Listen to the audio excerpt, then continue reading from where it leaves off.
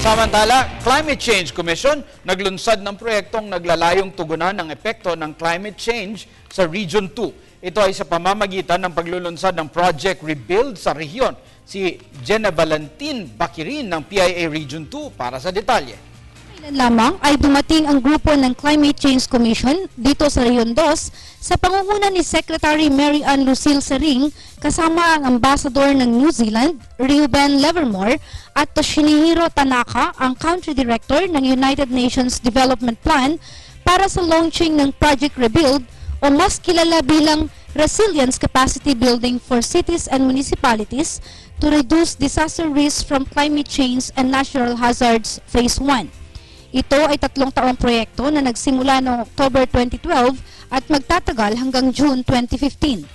Ayon kay Secretary Sering, maraming mga proyekto ang pinaplano at ginagawa ang mga LGU, subalit ito ay maaaring masira o mawala dahil sa epekto ng climate change. Ito ang tutugunan ng Project Rebuild sa lalong madaling panahon. Hopefully the local government will take a of spending in the budget kung bakit hindi nakagit ng project na ito ay yung impact ng increase in temperature to food security. Hindi mo natin paalam na pag tumaas ang temperatura, kaya pa ba mabuhay yung mga pananim.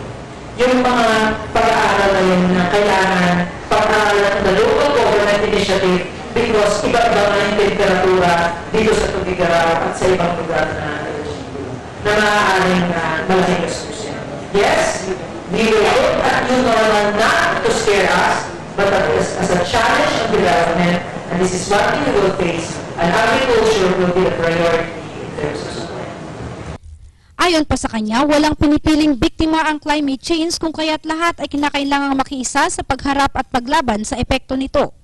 Sa pagtaya ng pag-asa bilang epekto ng climate change, mas maraming ulan sa panahon ng tag-ulan at lalong mas mainit ang panahon sa summer kaalinsabay ng pagtaas ng water level sa mga karagatan. Ayon sa bagong mayor ng Tugigaraw City, Attorney Jefferson Soriano, ibibigay ng kanyang administrasyon ang kanyang buong pagsuporta at ito ang kanyang itataguyod sa unang 100 araw ng kanyang pamumuno.